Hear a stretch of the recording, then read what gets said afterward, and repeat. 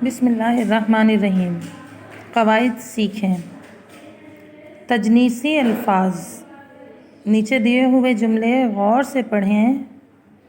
बाग में गुल खिले थे, बत्ती गुल कर दो। ऊपर दिए हुए जुमलों में नुमाया किए हुए अल्फाज का तलफ़्फ़ुज़ और इमला एक जैसा है, मगर इनके मायने एक दूसरे से मुख्तलिफ हैं। ऐसे अल्फाज को तजनीसी अल्फाज कहते हैं। मतलब देखें, ये लफ्ज़ आ रहा है यहाँ गुल, ठीक है, और यहाँ भी मतलब आ रहा है गुल।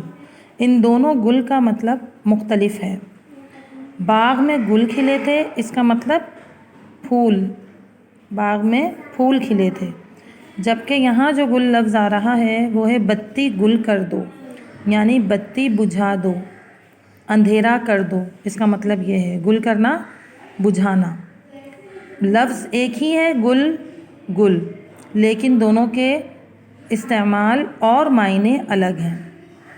इन अल्फाज को हम तजनीसी अल्फाज कहते हैं। अब देखें, जैसे ये है सवाल नंबर 7, दिए हुए तजनीसी अल्फाज के मायने लिखें और उन्हें जुमलों में इस्तेमाल करें। पहला जो लफ्ज़ दिया हुआ है वो है कान। कान, ये दोनों लिखे तो एक ही तरह से जा रहे हैं, जबकि मायने में फ़र्क है।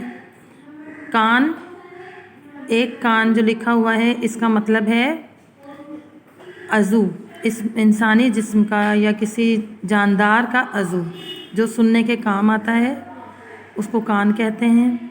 और जबकि दूसरा जो कान है इसका मतलब है जैसे कोयले की कान, हीरे जवाहिरात की कान, ठीक है। फिर एक और लफ्ज़ दिया है कसर। कसर, इस कसर का मतलब है महल, ठीक है, जैसे कसर शाही, शाही महल।